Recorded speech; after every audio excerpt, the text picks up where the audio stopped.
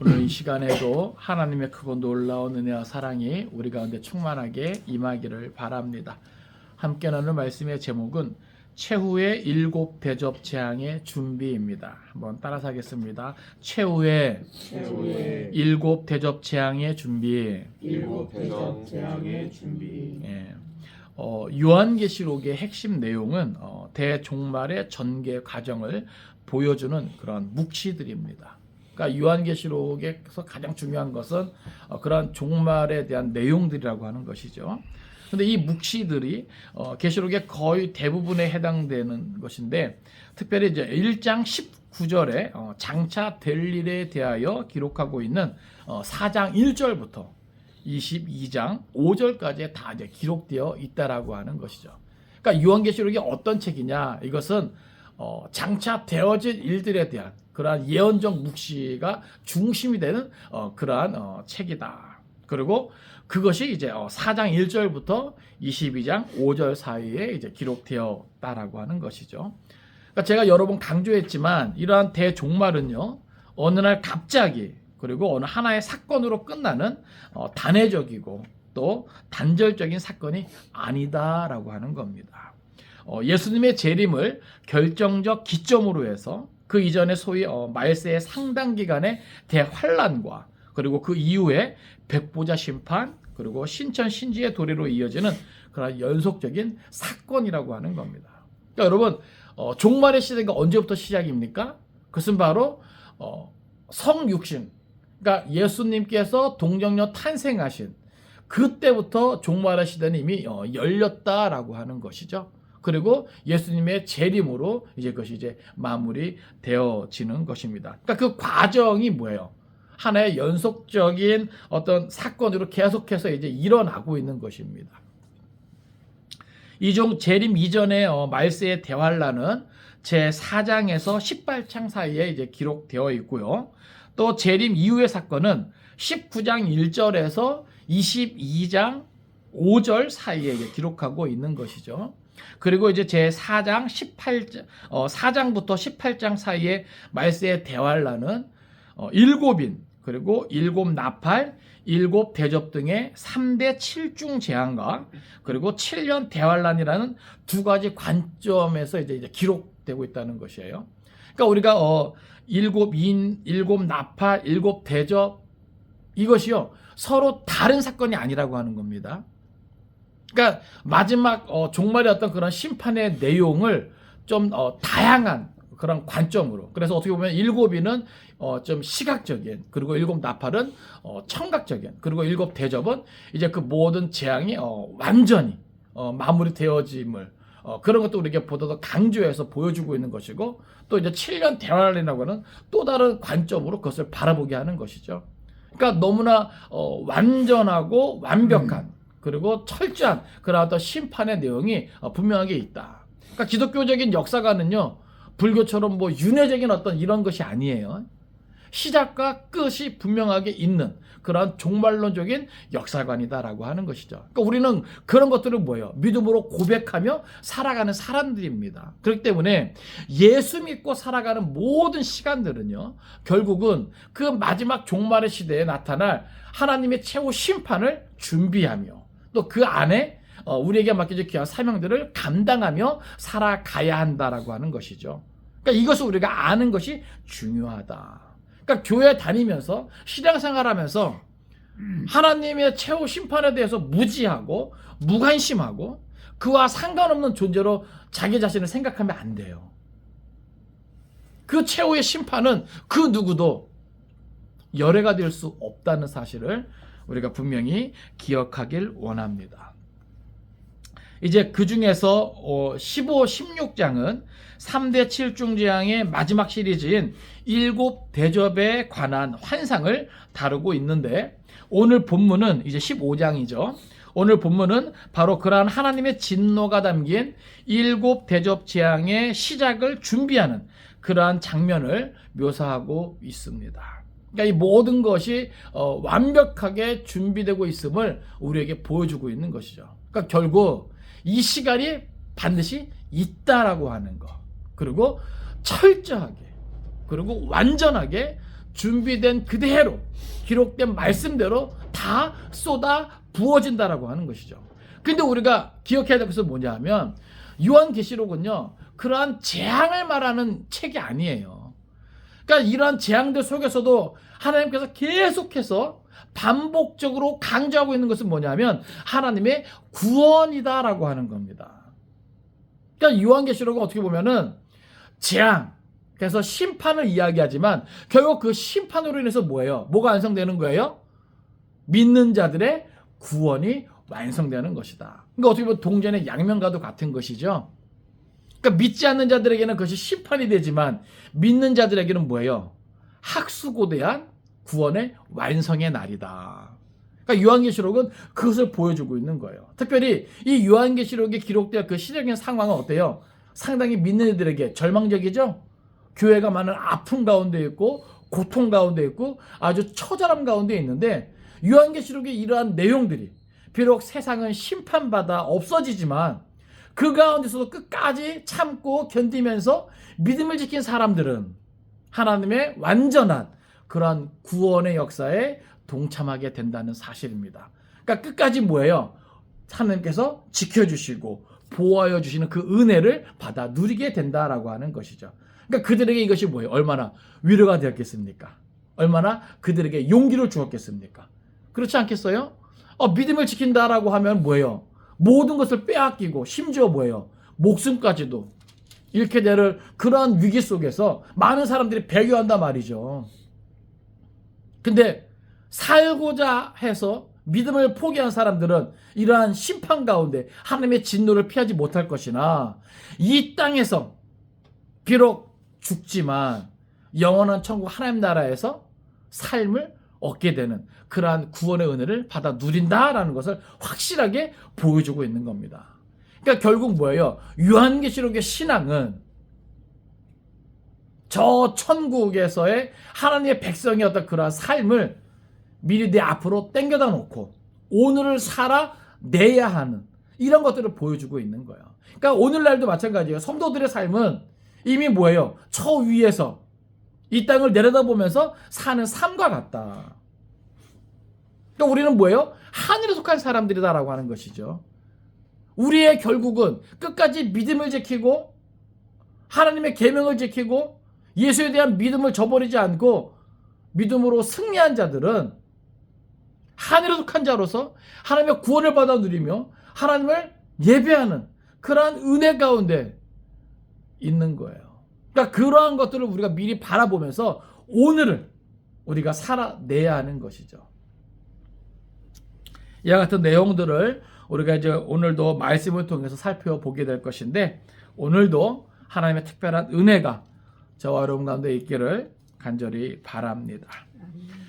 먼저 1절은요, 마지막 7 재앙의 예고를 우리에게 보여줍니다. 우리 15장 1절 말씀 같이 읽겠습니다. 자, 시작. 또 하늘에 크고 이상한 다른 이적을 보매 7 천사가 7 재앙을 가졌으니 곧 마지막 재앙이라. 하나님의 진노가 이곳으로 마치리로다. 아멘.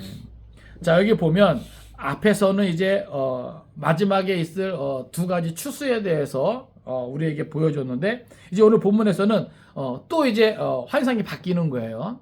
그래서 또 하늘에 크고 이상한 다른 이적을 보매.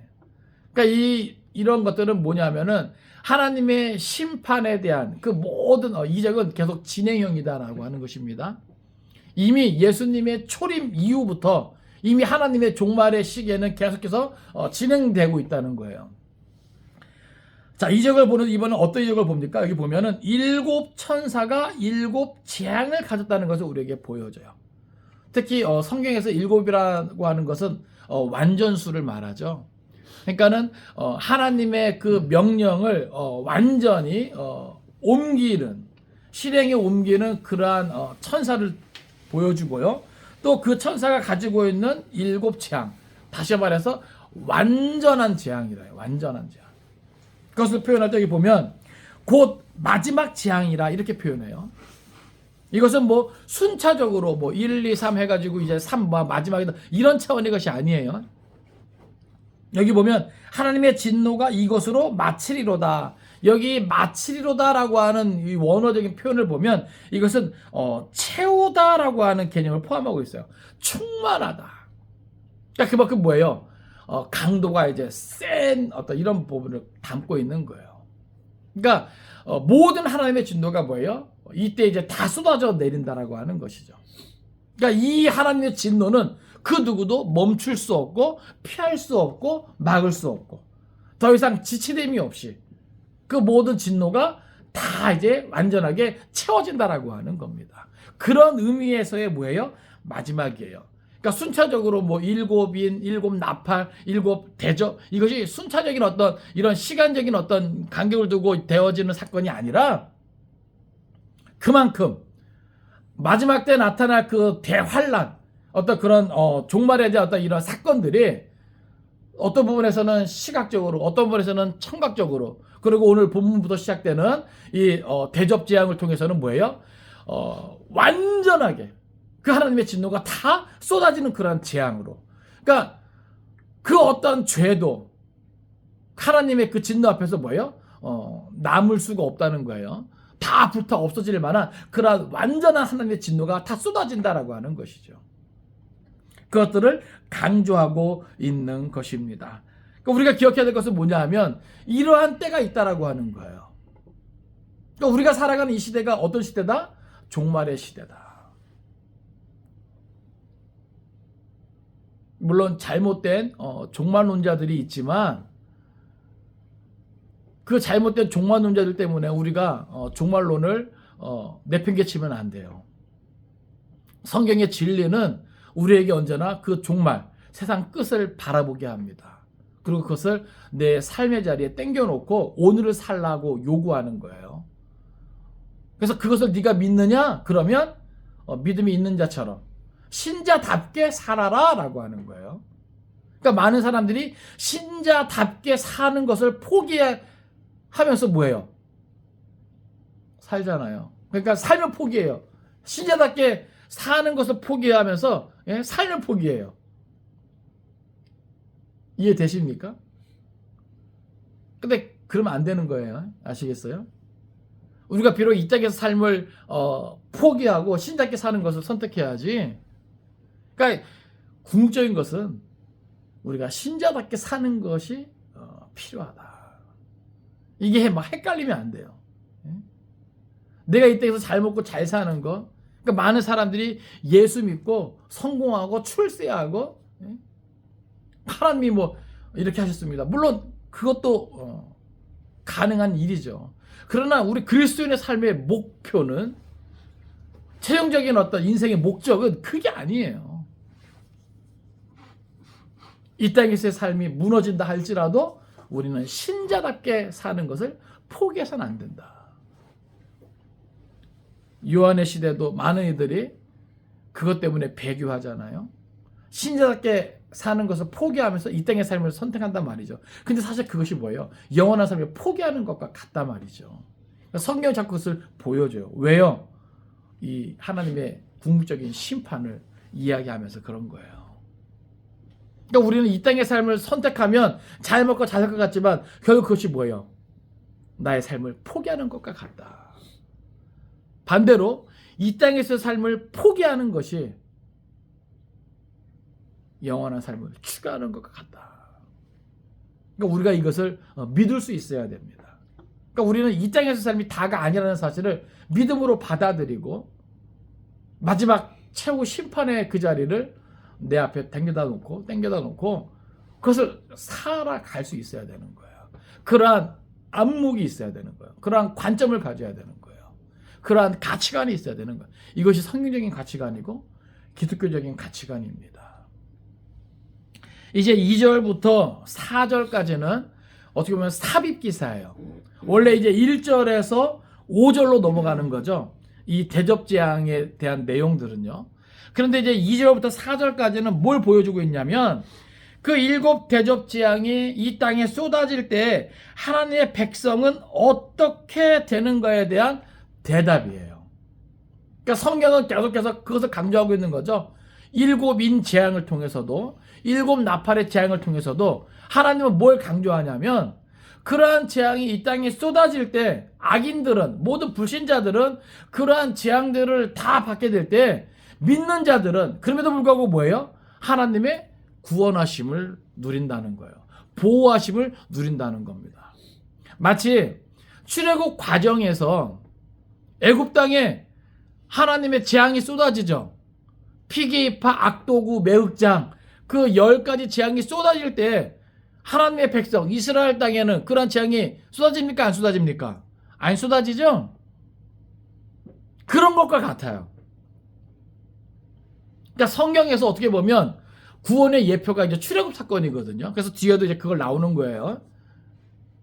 그러니까 이 마지막 때 이 땅에 쏟아질 그 모든 재앙의 심판들이 믿는 자들과는 상관이 없다 이 말입니다. 물론 그 날이 되기까지 많은 연단이 있어요. 고난이 있어요. 왜냐면은 용과 두 짐승에 의해서 교회가 핍박을 받거든요. 그거는 재앙이 아닙니다. 아시겠어요? 그거는 마지막 때 나타나는 징조들이에요. 그런 것들이 이제 관영해지면, 그래서 이 땅에 죄가 관영해지면 물론 교회는 어렵죠. 믿는 자들은 어렵죠. 그러나 그것이 다 차기까지는 그것도 우리가 뭐야? 참고 견딜 수 있어야 되는 거예요. 근데 그것이 결코 헛되지 않는다. 왜요? 이 3중 7재앙이 반드시 있기 때문에. 아시겠어요?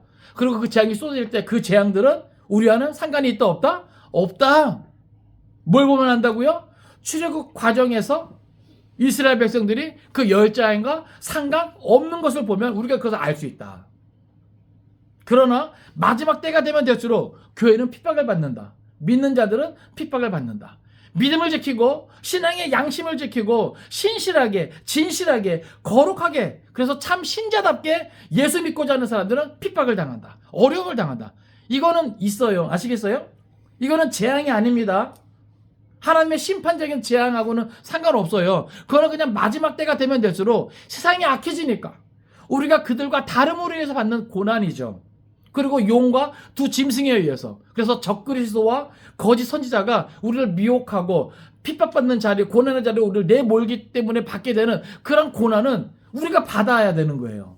아시겠습니까? 그 고난은 있어요. 그 불편함은 있어요.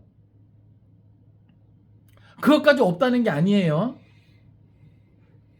그러니까 저도 강조드리고 싶은 게 뭐냐면, 혹 그 지경이 된다 할지라도 우리는 이미 성경적인 그런 내용을 통해서 뭐예요? 다 그것을 이미 알고 있잖아요. 그런 세상이 될 수도 있다. 밤낮으로 역사가 달라질 수 있는 겁니다. 아시겠어요? 하루아침에 어떻게 세상이 바뀔지 몰라요. 우리가 지금은 경제활동도 아직까지는 자유롭죠. 그죠? 그러나 마지막 때는요, 짐승의 표를 받지 않으면 경제활동도 자유롭게 못할 때가 있을 수 있단 말이에요. 매매가 금지되고 입에 풀칠하기도 힘든 시대가 올 수도 있단 말이에요. 그러니까 어찌됐건 마지막 때 앞으로 세상이 어떻게 바뀌면서 어떤 어려움을 겪게 될지 몰라요. 예수 믿는 것 때문에, 교회 다닌다는 것 때문에. 그러니까 그런 것들은 3중 7대 재앙하고는 상관이 없어요. 그거는 용과 두 짐승에 의해서 되어지는 일들이기 때문에. 그러나 마지막 심판의 재앙은 하나님의 진노가 쏟아지는 겁니다. 아시겠어요? 그러니까 하나님의 때가 되면 하나님의 진노의 심판이 쏟아지는데, 그 심판은, 그 재앙은 우리하고는 상관없다. 믿는 자들은 상관없다. 그래서 그렇게 마지막 그 심판의 재앙이 쏟아질 때 믿는 자들의 모습은 어떠한가, 그걸 보여주고 있는 거예요. 2절부터 4절까지가. 네? 자, 우리 2절부터 4절까지 같이 읽겠습니다. 자, 시작. 또 내가 보니 불이 섞인 유리 바다 같은 것이 있고, 짐승과 그의 우상과 그의 이름의 수를 이기고 벗어난 자들이 유리 바닷가에 서서 하나님의 검은고를 가지고 하나님의 종 모세의 노래, 어린 양의 노래를 불러 이르되, 주 하나님 곧 전능하신 이시여 하시는 일이 크고 놀라우시도다. 만국의 왕이시여 주의 길이 의롭고 참되시도다. 주여 누가 주의 이름을 두려워하지 아니하며 영화롭게 하지 아니하오리이까. 오직 주만 거룩하시니이다. 주의 의로우신 일이 나타났음에 만국이 와서 주께 경배하리이다 하더라. 아멘.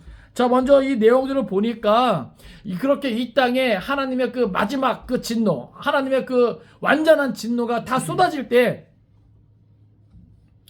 믿는 자들, 구원받은 자들은 뭐 하고 있는가? 보면 하나님 보좌 앞에서 하나님을 예배하고 있어요. 찬양하고 있어요. 하나님을 높이고 있어요. 할렐루야. 예? 여러분, 하나님 앞에서 그 하나님을 노래하는, 하나님을 찬양하는 그 모습을 여러분 생각하면서 오늘의 그 힘든 일들을 참고 견딜 수 있길 바랍니다. 이게 성도들의 마지막 그 모습이에요. 예? 비록 이 땅에는 막 천체가 다 뒤흔들고, 예? 모든 진노가 다 쏟아지면서 하나님의 심판이 나타나지만 하나님께 구속받은, 구원받은 그 하나님의 백성들은 이러고 있단 말이죠. 여기 보니까 또 내가 보니 불이 섞인 유리바다 같은 것이 있고, 유리바다가 아니에요.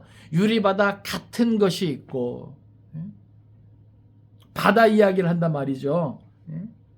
여러분, 하나님의 구원의 예표는 제가 성경에서 아까 뭐라 그랬죠? 출애굽 사건. 여기 보면 바다, 유리 바다 같은 것이 있고 그러는데 뒤에 보면은 그 모든 것을 이기고, 여기서 짐승과 그의 우상과 그의 이름의 수를 이기고 시선한 자들이 그 유리 바닷가에 서서 하나님의 검은고를, 이게 지금 하나님을 찬양한다는 것이거든요. 그러니까 뒤에 나오지만 이 바다는 어떤 바다예요? 홍해 바다예요. 우리가 이제 요한계시록 다 끝나면 출애굽기를 살펴볼 겁니다. 그러니까 출애굽 과정에서 되어지는 하나님의 그 구원의 과정을 우리가 좀 들여다볼 수 있어야 돼요. 불이 섞인 유리 바다 같은 것이 있고, 어떻게 보면은 그 이 땅에 내려지는 그 심판의 불이 그 유리 바다 같은 거, 이런 것들을 통해서 뭐예요? 비춰지는 것이죠. 예? 그러니까 위에서 이 땅을 바라보게 되는 거예요. 여기 그 뒤에 보면은 유리 바다 가에 서서 이렇게 번역이 됐는데, 사실은 그 유리 바다 위에 서서, 마치 우리가 그 얼음이 얼어 있으면, 예? 그걸 통해서 빛이 보이잖아요. 예? 희미하게. 어떤 그런 거 생각하면 돼요. 그러니까는 유리바다 같은 것이 있는데 그 위에 서가지고 뭘 바라보게 되냐면 그 밑에 하나님의 그 심판의 불이 쏟아 부어지는 어떤 그런 것들을 바라보고 있는 거예요. 근데 거기 위에 있는 자들이 어떤 자들이에요? 여기 보니까 짐승과 그의 우상과 그 이름의 수 666, 그것을 이기고 벗어난 자들이 있는 거예요. 다시 말해서 승리한 자들, 끝까지 배교하지 아니하고 하나님의 계명을 지키고 예수님에 대한 믿음을 지킨 자들이 그 유리바다 같은 거 위에 서 있는 거예요. 뭘 가지고요? 하나님의 검은 거를 가지고. 할렐루야. 예? 그러면서 뭐예요? 노래하는 거예요. 높이는 겁니다. 찬양하는 거예요. 여기 보면 15장 3절 보면 하나님의 종 모세의 노래, 어린 양의 노래를 불러 이르되, 여기 그 모세의 노래와 어린 양의 노래는요 서로 다른 게 아니에요. 이 구약의 이 구원의 사건의 대표가 되는 이 출애굽 사건. 그래서 이스라엘 백성들이 애굽에서 벗어날 때 애굽 땅에 열 재앙이 쏟아지잖아요. 근데 하나님의 백성들은 그것과 상관없어요. 그래서 그 열 재앙을 통해서 뭐예요? 견디다 못해. 마지막 장제의 죽음까지 견디다 못해서 결국 바로가 하나님의 백성들을 내보내잖아요. 근데 나중에 뭐예요? 후회하고 다시금 잡고자 뭐예요? 병력을 출동시킨단 말입니다.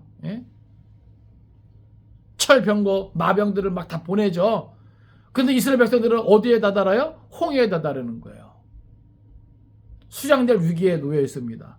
그때 하나님이 모세에게 힘을 실어 주시죠. 그리고 홍해를 가르시고 마른 땅이 되게 하십니다. 할렐루야. 그리고 놀라운 건 정말 뭐 200만, 300만 이야기하는데 어찌됐건 그 많은 이스라엘 백성들이 홍해를 건너가게 되는 거예요. 마른 땅같이 건너가게 되는 거예요. 뒤에는 누가 쫓아와요? 예? 철병거를 가지고 마병들이 예? 이스라엘 백성들을 다시금 잡고자 바로의 군사들이 쫓아와요. 근데 놀라운 일이 생깁니다. 이스라엘 백성들이 한 사람의 낙오자도 없이 홍해를 다 건너가니까 뭐예요? 이 양쪽에서 벽을 이루며 예? 그 멈춰있던 그 물이 다시금 뭐예요? 쏟아지는 거예요. 결국 이스라엘 사람들을 쫓아 따라온 바로의 군사들은 다 수장되어 버리는 것이죠. 그것을 이스라엘 백성들은 눈앞에서 다 본 거예요. 여러분 생각을 해보세요. 실제로 우리나라가 36년 동안 일본의 지배를 받잖아요. 그러면요 그 기간을 통해서도 뭐예요? 완전히 한 민족이 이렇게까지 무너질 수 있고 망가질 수 있구나. 예? 그렇지 않습니까? 근데 이스라엘 백성들은 자그마치 몇 년이에요? 430년 동안 애굽의 노예로 살았단 말이죠. 태어나면 노예고 태어나면 노예고 태어나면 노예고. 예? 완전히 그 백성이 뭐예요? 완전히 무너졌단 말이죠. 예? 그런데 그 백성을 하나님은 잊지 않으시고 하나님의 때 하나님의 구원자 모세를 통해서 이끌어내신단 말이죠. 그리고 실제로 그들의 눈앞에서 홍해를 통해서 자기들을 잡으러 온 바로의 군사들이 수장되는 것을 보고 자기들은 다 뭐예요? 구원받았잖아요. 할렐루야. 그러면서 부르는 노래가 모세의 노래예요. 모세의 노래. 그 구원의 하나님을, 그 능력의 하나님을. 여러분 그 당시 이 애굽이란 나라는요 최강이죠. 오늘날 미국이 초강대국이라고 하는데 그 당시 애굽이 그 정도의 나라예요. 그런데 그 크고 강한 애굽의 손길에서 하나님의 백성, 택한 백성을 건져내신단 말이죠. 그러니까 어찌 보면 애굽 사람들의 받아내는 그 재앙은요 저들에게는 뭐예요? 아주 무서운 심판이지만 하나님의 백성들에게는 그것이 무엇과 연결되는 거예요? 구원과 연결되는 거예요. 네? 그러니까 여러분 하나님의 심판은요 그것이 단순히 심판으로 끝나는 게 아니에요. 그 하나님의 심판은 뭐가 연결돼요? 구원과 연결된다. 구원과 연결된다. 어떻게 보면 동전의 양면과도 같은 거예요. 그러니까 이 하나님의 때가 아주 절명에 딱 맞아 떨어지는 거죠. 애굽의 그 모든 죄가 관영함에 따라 그들에게는 뭐예요? 하나님의 심판이 필요했던 것이고 하나님의 백성들에게는 그 구원의 때를 따라 뭐예요? 하나님께서 그들에게 구원의 역사를 이루어 가신 것이고 그러니까 하나님의 심판과 구원이 뭐예요? 한꺼번에 쏟아져 내린 것이죠. 그리고 결국 뭐예요? 홍해를 건넌 이스라엘 백성과 홍해 속에 수장된 애굽의 군사들 이것을 바라본 하나님의 백성들이 그 하나님의 구원을 그 하나님의 능력을 그 하나님의 위대함을 노래한 것이 모세의 노래인데 신약에 와서 이것이 뭐예요? 어린 양의 노래가 되는 거예요. 왜요? 하나님은 이 세상을 만국 백성을 구원하기 위해서 자 출애굽 사건이 홍해 사건이 이스라엘 한 민족에게 국한됐다면 어린 양을 통한 세상 구원은 만국 구원은 모든 백성 모든 나라에게 다 해당되는 거죠. 이해되십니까?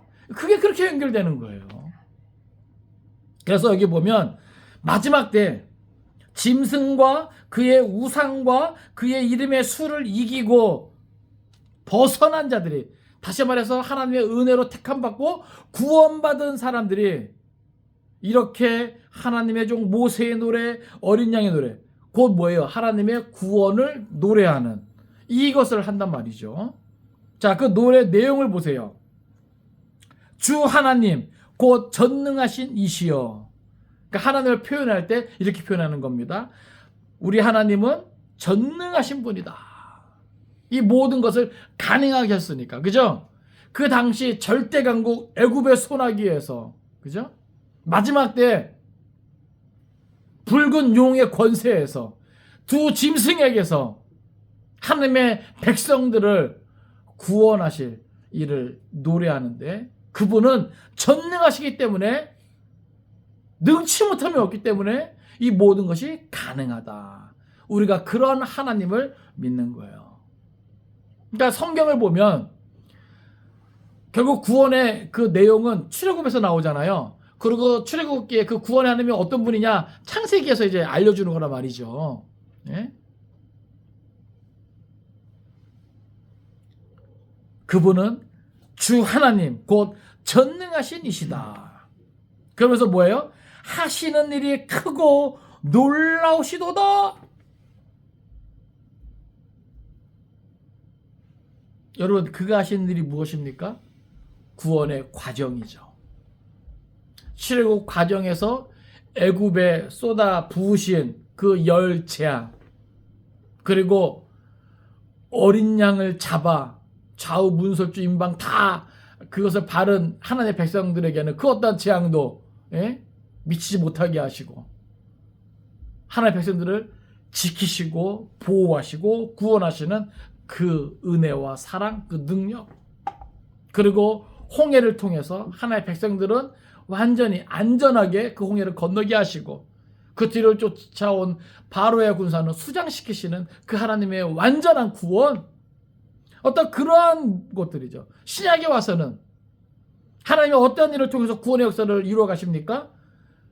독생자 예수 그리스도를 이 땅에 내어주시고 십자가에 죽이시기까지 하시면서, 그리고 다시금 그를 살리시고 하늘 보좌 위로 끌어올리시는, 그리고 마지막 최후 심판의 재림을 통해서 그 모든 것을 이루어 가실 거잖아요. 그러니까 그 모든 하나님이 하시는 그 일이 크고 놀라우심을 모세의 노래와 어린 양의 노래로 이렇게 나타내고 있는 거죠.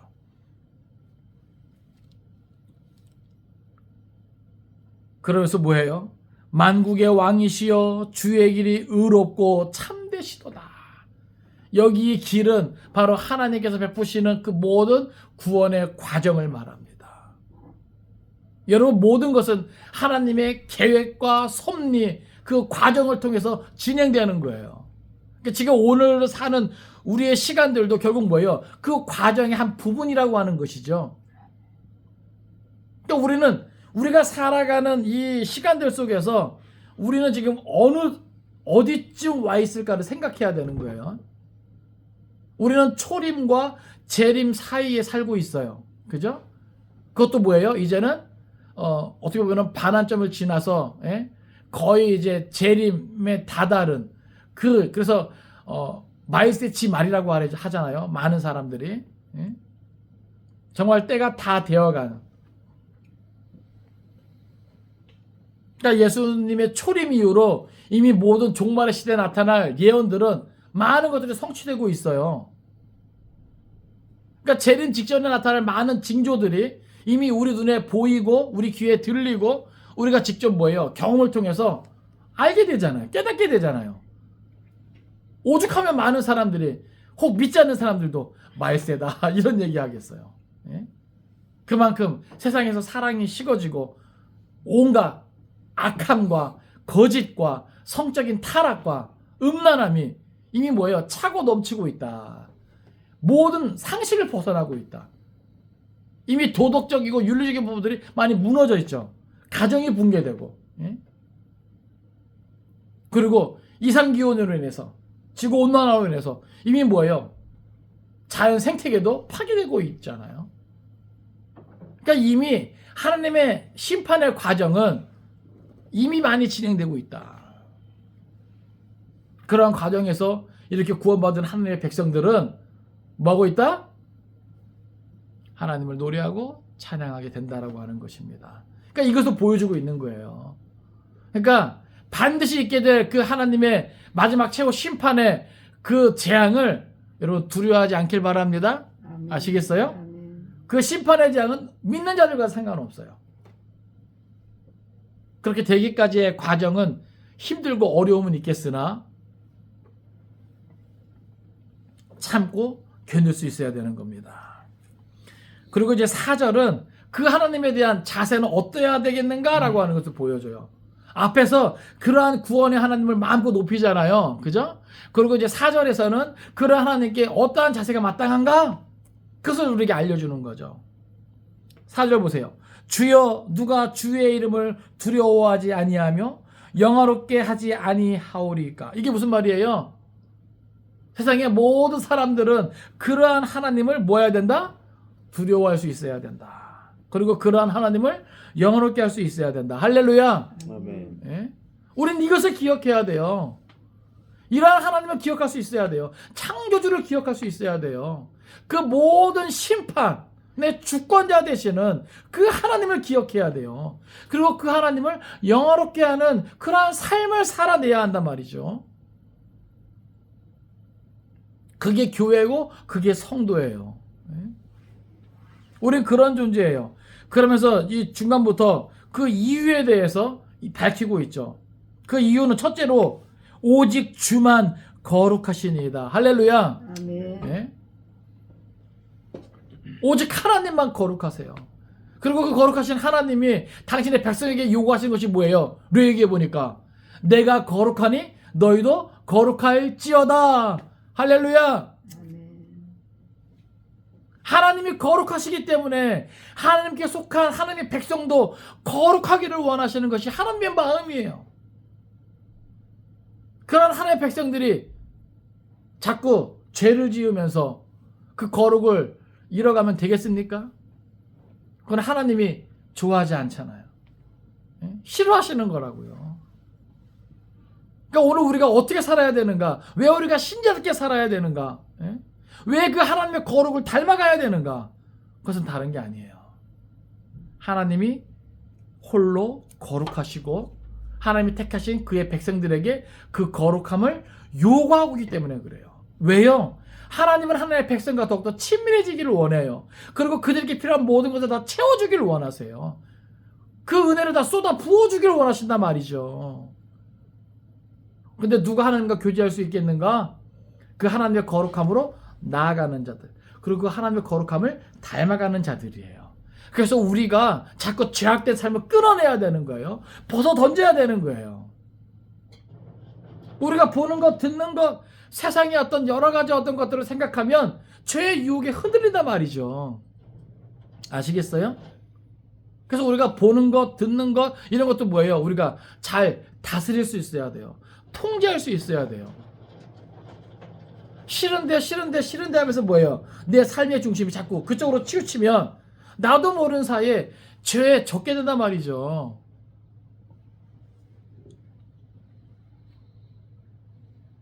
그러니까 우리는 깨어 있어야 되는 거예요. 이 세상이 이미 죄악이 관영해져 가고 있기 때문에 세상에 순응하면서 살면, 아시겠어요? 우리는 이미 많은 부분에서 그 거룩함을 훼손당한단 말이죠. 분명히 우리 안에 예수님이 계셔요. 그리고 성령 안에서 우리의 본성은 뭐예요? 나를 죽이면서 그 성령의 인도하심 따라 예수님의 본성을 닮아가고자 하는 그런 욕망이 있단 말이죠. 이것이 뭐예요? 성령의 욕망이죠. 그런데 세상에 사로잡히면 그러한 성령의 욕망이 죽어지고 이게 작아지는 거예요. 그만큼 뭐예요? 세상에서의 욕망이 커져간단 말이죠. 근데 요즘은 이것이 뭐로 바뀌어요? 이 성공. 그러니까 성공이, 출세가 이게 하나님의 축복으로 이게 막 둔갑해요. 하나님의 욕망은 세상의 성공과 출세하고는 상관없어요. 하나님은 그거에 관심 없어요. 아시겠어요? 하나님의 관심은 우리의 거룩함입니다. 그러니까 이게 헷갈리는 거예요. 기복신앙이 너무나 많이 한국 교회에 자리 잡고 있으니까, 오늘날의 교회에 자리 잡고 있으니까 내가 예수 믿고 복받았다라고 하는 증거가 꼭 세상에서 성공해야 되고 부를 누려야 되고 출세해야 되는 줄 알아요. 근데 실제로 많은 사람들이 성공과 출세와 부를 위해서 신앙의 양심을 저버린단 말이죠. 옳지 못한 방법을, 악한 방법을 동원해서라도 출세만 하면, 성공만 하면, 많은 부를 누리면 오늘날 교회에서조차 그것을 인정해요. 그리고 그런 사람들은 뭐예요? 간증자로 세운단 말이죠. 성공의 예로. 그러니까 이게 환장할 노릇이에요. 오늘날 바알과 같은 사람이 한국 교회, 큰 교회 강단에 간인자로 설 수 있을 것 같아요? 그런 사람들은 안 세워요. 아시겠어요? 오히려 세상에서 크게 성공한 사람들, 예? 그런 사람들이 간증자로 서게 되는 거지. 그러니까 이게 문제라, 이게 문제라고. 그러니까 많은 사람들이 막 헷갈리는 거죠.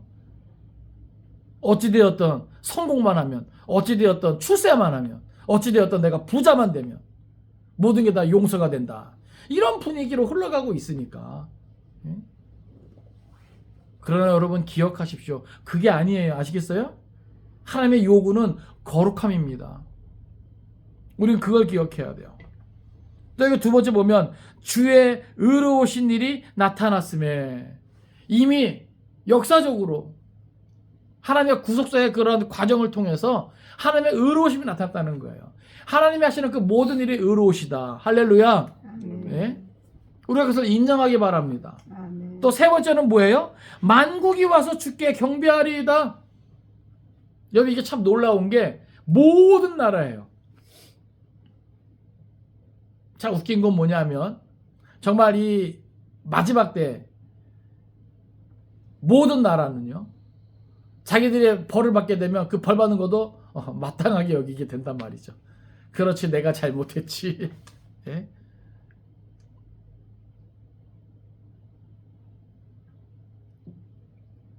부자와 나사로 이야기 살펴보면 부자가 어디 가요? 지옥 가잖아요. 그렇죠? 그런데 성경을 가만히 보면 그 부자가 거기에 대해서 불평을 갖지 않아요. 원망이 없어요. 그럼 뭘 반영하냐면 자기도 그것을 뭐예요? 인정한다는 거예요. 자기가 하나님을 외면하고 악을 행했기 때문에 여기 오는 건 당연하다. 그러나 남은 사람들이라도 구원받을 수 있도록 나로 하여금 이렇게 해달라고 말해요. 그러니까 결국 마지막 때는요, 만국이 와서 주께 경배하게 되는 이런 때가 있다는 거죠. 이 경배는 하나님을 예배한다는 이게 아니라 인정하게 된다는 거예요. 하나님을 높일 수밖에 없다라고 하는 것이죠.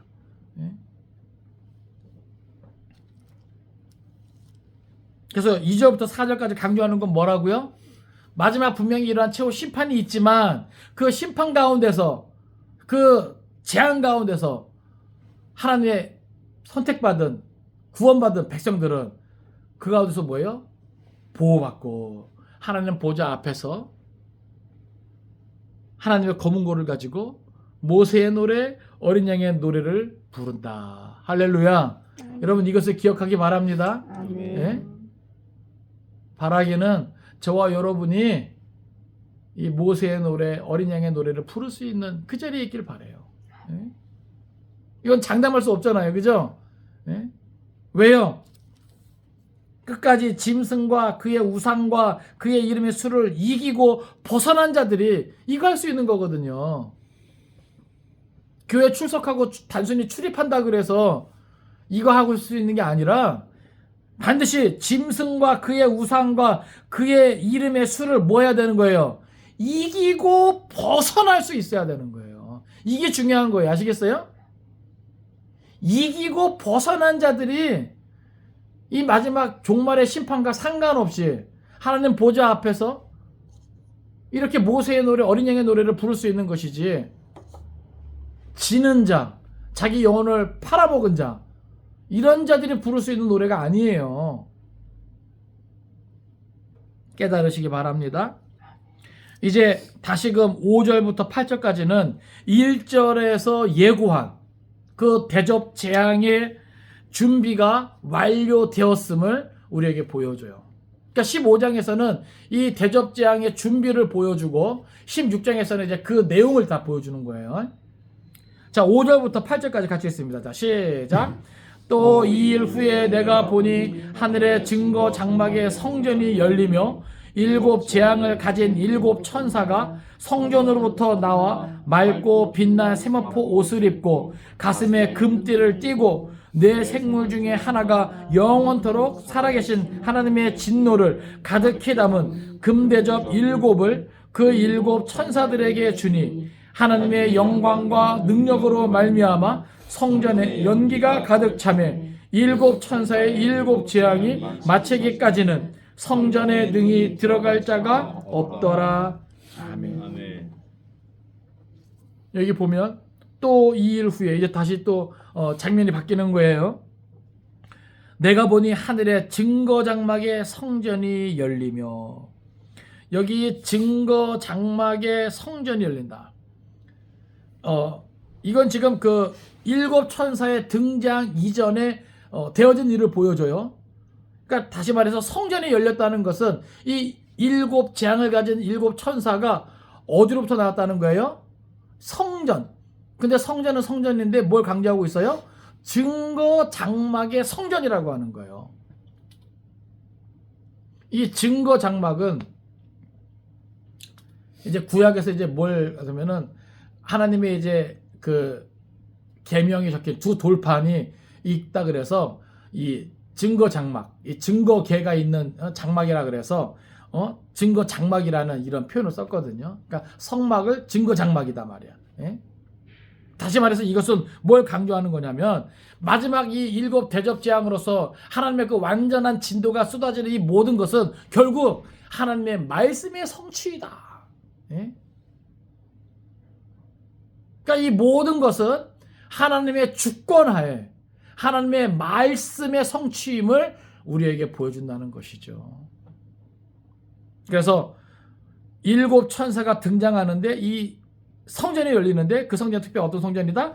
증거 장막의 성전이다.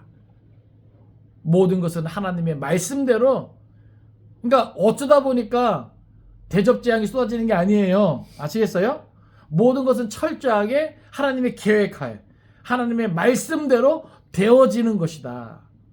그래서 말씀의 성취로서 주어지는 내용이다라고 하는 것을 우리에게 보여줍니다. 그리고 6절에 보면 일곱 재앙을 가진 일곱 천사가 성전으로부터 이제 나오는데, 다시 말해서 뭐예요? 하나님의 그 모든 것을 뭐예요? 위임받고 이제 실행에 옮기는 것이죠. 그러면서 이제 그들의 이제 위용을 보여주는데, 여기 보면 맑고 빛난 세마포 옷을 입고 가슴에 금띠를 띠고, 그만큼 뭐예요? 이들이 이제 그런 하나님 앞에서 하나님을 섬기며 그 모든 것들을 수행하기에 부족함이 없는 어떤 그러한 존재임을 우리에게 보여줍니다. 마치 세마포 옷을 입고 하는 것은 뭐예요? 마치 일곱 촛대를 그 사이를 다니시는 예수님의 모습을 우리에게 보여주기도 하고, 예? 곧 영광 가운데, 예? 그 모든 능력 가운데 하나님의 그 모든 명령을 실행에 옮길 수 있는 그러한 존재임을 우리에게 보여줍니다. 그리고 7절은 내 생물 중에 하나가 영원토록 살아계신 하나님의 진노를 가득히 담은 금대접 일곱을 그 일곱 천사들에게 주니, 여기서 또 일곱 천사 또 다른 존재를 등장시켜요. 근데 정확히 이 내 생물 중에 하나가 무엇인지는 우리는 알 수 없어요. 그러나 중요한 것은 내 생물은 뭐예요? 결국 모든 이제 피조물을 다 이제 총괄한다 그랬는데, 내 생물 중에 하나가 영원토록 살아계신 하나님의 진노를 가득히 담은 금대접 일곱을, 우리가 대접은 결국 뭘 상징한다고 그랬죠? 거기에 뭐가 담겨 있어요? 선교자들과 성도들의 기도가 담겨 있다 그랬잖아요. 그러니까 결국 이 모든 마지막 그 진노의 심판 또한 하나님의 말씀의 성취임과 동시에 모든 성도들의 기도의 응답으로 주어지고 있다. 그러니까 결국 심판과 구원은 같이 가는 거예요. 아시겠어요? 그 심판과 구원이 있기까지 교회와 성도들은 얼마나 많은 고난을 당합니까? 그죠? 그렇기 때문에 하나님께 기도하는 거잖아요. 하나님 원수 갚아달라고. 예? 그런 하나님의 때가 되기까지 하나님은 뭐예요? 참으시고 결국 뭐예요? 이 마지막 진노의 심판을 다 쏟아낼 때 이렇게 지금 강조해서 보여주고 있는 것이죠. 금대접 일곱을 그 일곱 천사들에게 주니, 한치의 오차도 없이 착오도 없이 모든 진행이 완전하게 되고 있음을 우리에게 보여줍니다. 그리고 마지막 8절 보세요. 하나님의 영광과 능력으로 말미암아 성전의 연기가 가득 차매. 여기 하나님의 영광과 능력으로 말미암아, 이것은 뭐예요? 하나님의 임재를 보여주는 거예요. 하나님의 위엄을 보여주는 겁니다. 그래서 그 현상으로 뭐예요? 성전의 연기가 가득 차는. 그리고 보니까 7 천사의 7 재앙이 마치기까지는, 다시 말해서 완전하게 다 쏟아지기까지는 성전에 능히 들어갈 자가 없더라. 이거 뭐냐 하면 하나님의 진노가 다 쏟아질 때까지는 뭐예요? 하나님과 이 피조세계와의 단절을 의미해요. 교제의 단절. 아시겠어요? 그만큼 하나님의 진노가 뭐예요? 완전하고 가득하다. 그리고 그 진노가 뭐예요? 완전히 다 쏟아지기까지는 잠깐의 어떤 그런 단절이 있는 거예요. 마치 그거죠. 예수님이 십자가 위에서 죽으실 때에는, 그때는 철저하게 뭐예요? 모든 죄의 원흉으로 죽어주신 거죠. 이해되십니까? 그러니까 예수님도 뭐라고 고백합니까? 어찌하여 나를 버리시나이까. 예? 그러니까 그걸 경험하는 거예요.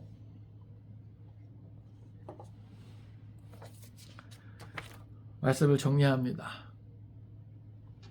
저는 오늘 말씀을 통해서 2가지를 강조드리고 싶습니다. 하나는 뭐냐 하면 회개와 전도는 하나님의 진노가 다하기 전까지만 가능하다라고 하는 거예요. 회개 필요하죠. 전도 필요하죠. 그죠? 그러나 그것이 언제까지 필요합니까? 하나님의 진노가 다하기 전까지 필요한 거예요. 이해되십니까? 아직까지 하나님의 진노가 남았다. 그럼 뭐가 필요해요? 회개가 필요한 거예요. 전도가 필요한 거예요. 근데 하나님의 진노가 다 쏟아 부어지면 그땐 기회가 있어요, 없어요? 없어요. 마지막 최후 백보자 심판만 남아있는 거예요. 영생이냐 영벌이냐 그것만 남아있는 거예요. 이해되십니까? 또 그것도 있잖아요. 개인적인 종말. 이 땅에서 살아있을 때 회개가 필요한 것이지, 전도가 가능한 것이지, 내가 죽고 나면 회개할 수 있어요? 죽은 자에게 복음을 전할 수 있어요?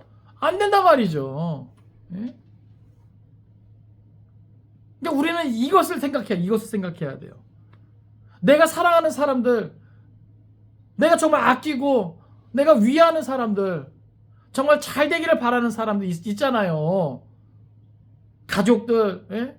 친지들, 또 친구들, 내가 사랑하는 사람 있잖아요. 근데 그들에게도 회개는 필요하다 말이죠. 왜요? 하나님은 모든 사람들이 다 구원받길 원하지만 죄는 하나님 나라에 들어갈 수 없단 말이죠. 그러면 그들이 회개할 수 있도록 우리는 뭐 해야 돼요? 복음을 전해야 되는 거예요. 전도해야 된단 말이죠. 근데 그 전도도 하나님의 진도가 다하기 전까지만 할 수 있는 거예요. 그러니까 구원의 긴박성, 복음 전파의 긴박성을 우리가 늘 가질 수 있어야 된다. 예? 왜요? 분명히 이 대접장, 하나님의 진노가 이것으로 마치리로다. 다 쏟아부어진다는 거예요. 하나님의 진노가 다 한다는 거예요. 그럼 그 이후에는 회개가 필요하다 안 하다? 안 하다. 전도가 필요하다 안 하다? 안 하다. 그 뒤로는 회개도 전도도 다 소용없다는 거예요. 예? 성경 찾아보겠습니다. 이사야 55장 7절.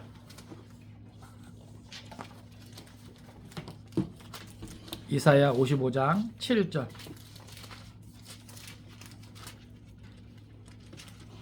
그러니까 더 늦기 전에 우리는 생각해야 되는 것이죠. 구약 성경 이사야 55장 7절. 같이 읽겠습니다. 시작. 악인은 그의 길을, 불의한 자는 그의 생각을 버리고 여호와께로 돌아오라. 그리하면 그가 긍휼히 여기시리라. 우리 하나님께로 돌아오라. 그가 너그럽게 용서하시리라. 아멘. 여러분, 아직은 기회가 있어요. 네? 먼저는 우리 스스로를 살펴서 우리가 혹 죄가 있는 부분이 있다면 우리가 하나님께로 돌아가야 돼요. 할렐루야. 네? 여러분, 철저하게 회개할 수 있어야 됩니다. 내가 또 회개가 안 된 부분이 있다면 우리는 철저하게 회개할 수 있어야 돼요. 네? 그리고 내 주위 사람들이 회개할 수 있도록 우리는 저들에게 복음을 전해야 되는 것입니다. 하나 더 쳤습니다. 디모데후서 4장 5절. 디모데후서 4장 5절. 신약성경 디모데후서 4장 5절. 같이 읽겠습니다. 자, 시작. 그러나 너는 모든 일에 신중하여 고난을 받으며 전도자의 일을 하며 내 직무를 다하라. 아멘. 아멘. 바울이 믿음의 아들 디모데에게 권면하는 것이 이제 디모데 전후서거든요. 근데 이것은 꼭 뭐예요? 디모데에게만 해당되는 말이 아니죠. 이 모든 직무를 감당하는 것은 구원받은 하나님의 백성들, 모든 교회, 모든 성도에게 주어진 그러한 일이라고 하는 것을 우리가 기억하기 원합니다. 그러니까 우리는 이 마지막 때에 모든 일에 신중해야 돼요. 하나하나 다 살필 수 있어야 된단 말이죠. 이것이 내 욕심인지 내 욕망인지, 이것이 죄의 유혹이고 죄의 미혹인지, 아니면 하나님께서 허락하시는 은혜인지 우리는 신중해야 돼요. 그러면서도 뭐예요? 고난을 받으며 내가 신앙의 양심을 지키고 하나님의 계명을 지키고 예수님에 대한 믿음을 지킬 수 있는 길이라면 고난까지도 우리는 받아낼 수 있어야 된다. 그리고 전도자의 일을 하며 직무를 감당해야 된다. 믿음의 본을 보이면서 입을 열어 복음을 전할 수 있어야 된다는 거예요. 여러분, 그러한 삶을 살아낸 자들이 이기고 벗어나게 되는 거예요. 그 짐승과 그의 우상에게, 또 그 모든 악마의 수에 넘어가지 않고 이기고 벗어나서 모세의 노래와 어린 양의 노래를 부를 수 있게 되는 거예요. 깨달으시기 바랍니다. 또 마지막 우리가 생각할 수 있는 것은 뭐냐면 주님의 보혈로 씻음받은 성도만이 하나님 앞에 나아갈 수 있다는 거예요. 아무나 나갈 수 있는 게 아니죠. 그죠? 우리 성경 한번 찾아보겠습니다. 로마서 5장 8절 9절.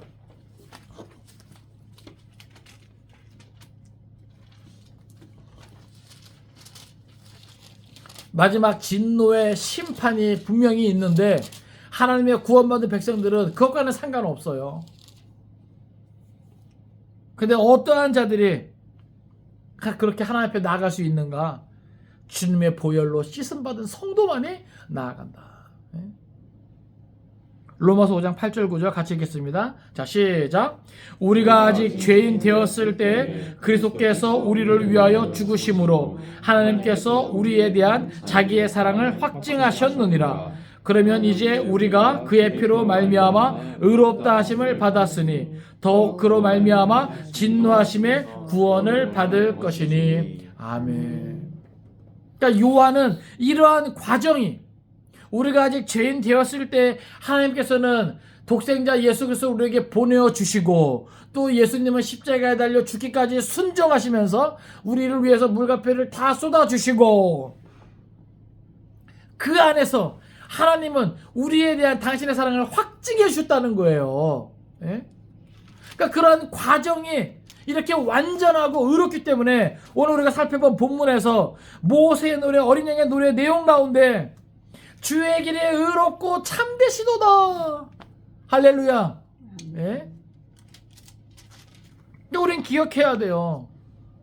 이러한 은혜로 주어진 이 구원은 주님의 보혈로 씻음받은 성도만이 누리고 그 하나님을 찬양할 수 있는 거다. 마지막으로 하나 더 쳤습니다. 베드로전서 1장 18절 19절. 베드로전서 1장 18절 19절 같이 읽겠습니다. 베드로전서 1장 18절 19절. 자, 시작. 너희가 알거니와 너희 조상이 물려준 헛된 행실에서 대속함을 받은 것은 은이나 금같이 없어질 것으로 된 것이 아니요 오직 흠없고 점없는 어린 양 같은 그리스도의 보배로운 피로 된 것이니라. 아멘. 주님의 보혈로 씻음받은 그러한 자들만이 구원을 얻게 됩니다. 그러니까 회개의 자리로 나와야 돼요. 그 은혜의 체험이 있어야 됩니다. 말씀을 정리합니다. 종말의 시대에 이미 많은 일들은 진행되고 있습니다. 그리고 이제 그 마지막 최후 완전한 하나님의 그 진노의 심판이 쏟아질 때가 얼마 남지 않았음을 우리는 직감하고 있는 것이죠. 그러나 우리가 두려워할 일이 없는 것은 하나님의 구속받은 하나님의 백성들은 그 모든 쏟아지는 재앙과 상관없다. 하나님의 보호가 있다는 것이죠. 하나님 보좌 앞에서 주님의 보혈로 씻음받은 그 백성들은 하나님을 높이고 찬양한다라고 하는 거예요. 그러니까 그 전에 우리는 뭘 생각할 수 있어야 됩니까? 불의 심판을 받는 이 땅을 생각할 수 있어야 돼요.